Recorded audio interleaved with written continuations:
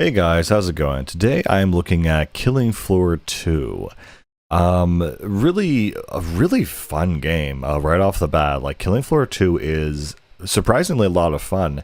And I just never played it all these years because it never registered to me as it was a game like, Left 4 Dead, this giant horde mode thing. I never actually understood that it was multiplayer either. I don't know, I had this weird perception of the game that it was a single player only horde mode game that's against really messed up enemies. And yeah, no, I just never tried it and pleasantly surprised. There's a lot of other games in this genre that I call multiplayer only shooter horde mode style games like Payday 2, where like Payday 2 I couldn't get into it. I really tried, but I just couldn't get into it, and I wanted to.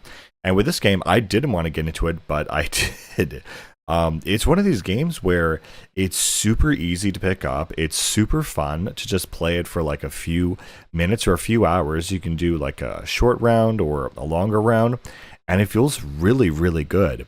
I think the thing that adds to it being so good is that you have decent enemy variety. So you have, smaller enemies that are faster on the ground, your standard enemies. I love the headshot mechanic where like every 10th or 20th headshot, you basically goes into slow motion, and that's for every player in the match, which is really cool. So even though you don't move faster, you can look around faster, and so you can plan exactly what your next move is going to be, or get that right aiming down on that fast enemy.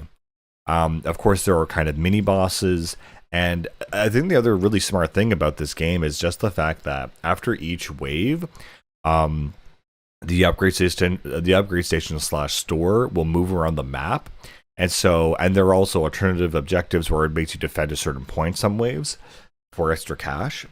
So it's a very simple but very effective system that I just look at and I think, yeah, this actually works really, really well. Use certain weapons or certain items, it also counts towards a class. And so the more you use a certain type of weapon, that class associated with it also levels up, and then you get some really cool bonuses like increased speed, increased rolling, some things that are actually really super useful that make the game a lot more enjoyable.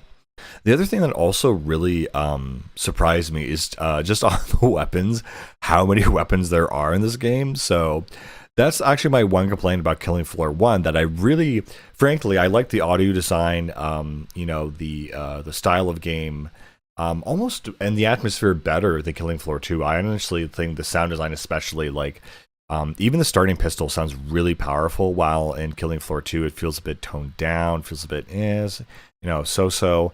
But for Killing Floor 1, the one complaint I had about it is that all your upgraded weapons are just variants of different shotguns. It's very indie, coded. It's very, not that great, not that expansive. And so I kind of, I play more of this if there were more weapons.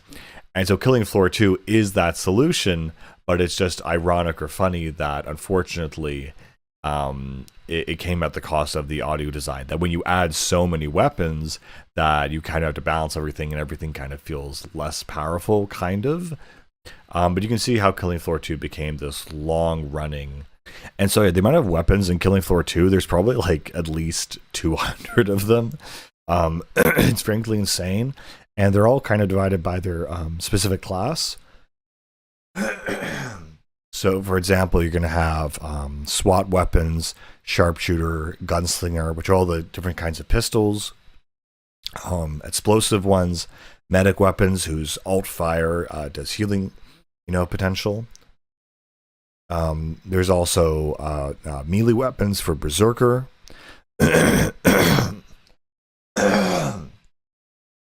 And then you also have just your normal kind of all-rounder weapons for your all-rounder class.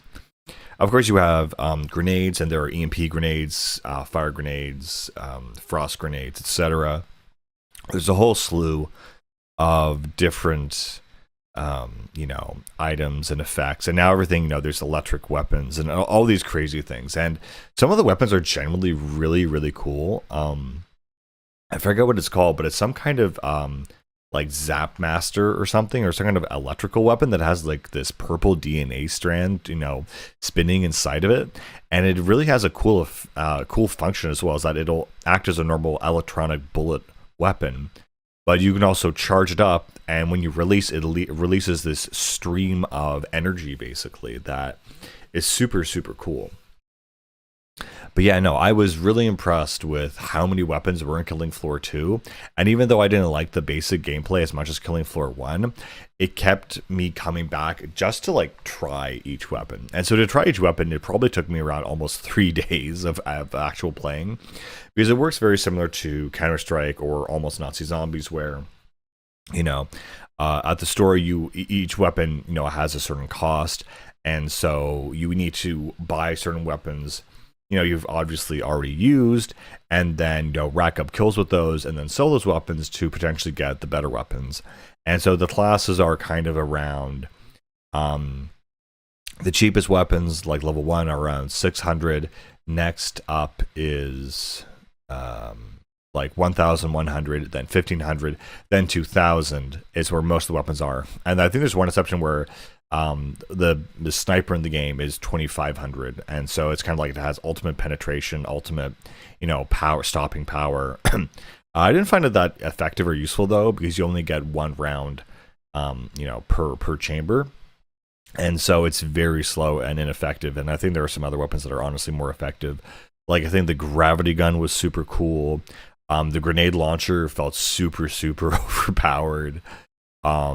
My favorite weapon to use, even though it wasn't the most powerful, was actually the exploding double barrel shotgun, because they had essentially tracers on all the bullets, and so you just saw this wave of orange material essentially scatter around the environment and like make tiny little explosions. It was just the most fun to use. It just felt the most powerful. They also had this like aliens in the movie kind of gun, where it had like a motion sensor, and it would shoot these plasma rounds, and then also without you pressing anything, it would automatically shoot out an exploding round as well every like second or so. So yeah, just a really great variety of weapons, where you can tell this game is made by a team of people who want to make a game simply because it's fun, and there's no other priority, there's no other reason. Let's just make the most fun, the most cool shooting game. And they basically tweaked the formula till they had it down. I mean, honestly, Killing Floor 1 put down that formula that worked really, really well. And it's just, I don't know, it's odd to me that I had never considered like playing Killing Floor from the marketing, what people were talking about it. But it's honestly, in some ways, it's better than Nazi Zombies. It's almost, I would say it's more fun in some areas than Left 4 Dead 2. I'm just shocked that I, as a gamer, have never tried it up until this point, and was pleasantly surprised how much fun it was. Like, it's very simple to start to get in. You start a round, it goes, and you have a bunch of stuff and a bunch of points in starting weapons. And yeah, even the reload animations are super cool. Even when you don't have to reload, the character will do something with the weapon, like tweak its scope or something. It's really nice. So yeah, you have everything from your normal MP5K, your SCAR, your M16 with underbarrel grenade launcher, to crazy weapons like flamethrowers, microwave cannons, multiple lock-on rocket launchers, lots of just generally really cool stuff, as well as very practical things. But yeah, again, the tone and the style of the game, it's just fun. And again, I'm just shocked from the marketing. I don't know. I never considered playing this until I saw it on Steam for like $2. So I'm like, well, Killing Floor 1 was $1. Like, it's like, how can I not? Right? Thank you, Gaben, for the Steam sale, by the way. But it just was super confusing to me that this game is it's very high quality, and I just have never heard anything about it. I've just literally never seen it really discussed in depth. So I just assumed it was a subpar or mid or average shooter, but it's better than a lot of other shooters out there. Another really cool thing is that I'm glad I'm playing this maybe now in 2024, because my computer graphics card is much more much better basically. And so there were kind of this special like jib and fluid powered by NVIDIA mechanic that I would have never been able to run back in the day if I was playing this in its prime.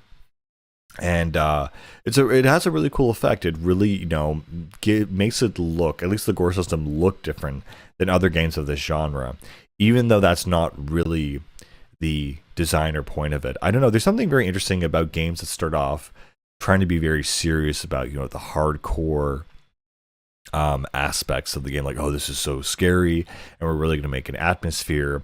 But then once you kind of get over that hump of the game being good, and once it is good, then it kind of turns into this like party game. It kind of like how the seriousness of Call of Duty now is replaced with things like how do you even say like there's a unicorn rainbow butt fart gun or something that they've added, which is, I don't know what to call that, but the dematurization of the genre that was made for fun. You kind of focus on fun and it gets very silly in a certain capacity, which is fine, but it's just interesting to see that trend even replicate itself here in Killing Floor 2, which again is supposed to be this dark, serious, like from the marketing, it's like this dark, serious overtone. You're gonna be in some dark place, like killing monsters. It's like, no, everyone has like funny cosmetics and weird hats and like glowing guns and stuff, and yeah, it's just like, okay, cool. But yeah, Killing Floor 2, it's a very easy game to understand. It's very easy to pick up, and it's, I would say, difficult to master. Again, I was really impressed by the weapon variety. All those weird guns always felt really fun and cool. There's like a freeze ray. There's obviously a flamethrower and a microwave gun. There's something called like a Helios rifle that shoot like hot plasma out. The game has, it has emotes, and I think it has microtransactions, but not as many as I thought. Like, it's made really mainly for fun. And there's a lot of cool weapons, like dual wield, shotgun pistols. It's just a lot of really cool fun stuff. So it's definitely something you can play for maybe a week until you get sick of it, kind of. But it's very, very solid, like any other multiplayer game. It just has a very solid, I think, support community. It seems to be updated pretty frequently. I mean, now they're moving on to Killing Floor 3, obviously, which is why I was even checking it out in the first place. But very, very impressed. And the overall structure, too, of the wave system, the shop moving, the side objectives, and the upgrade system. There's nothing here that I'm looking at thinking, oh, this is forced. This is a modern convention. This is abusing players and taking their money. It's like, no, everything in here is really spot on and really, really good. And I wish it was maybe more popular than it was. And I'm just pleasantly surprised, basically, by Killing Floor 2. I'm just like, wow, this is actually not bad. And I'm just very happy about that. Anyway, I don't know how this game compares to when it launched and how it's been updated and developed and supported over the years. But if you haven't played Killing Floor 2, I don't know, it was on sale for like $1. So if you can get it on a sale, or even if it's not 90% off, then I guess that would make it $10. It's absolutely worth it. Just try it, honestly. Just give it one shot, just to be like, huh, okay, people are still making good games or updating good games. And that's it. I'll see you later, guys. Bye.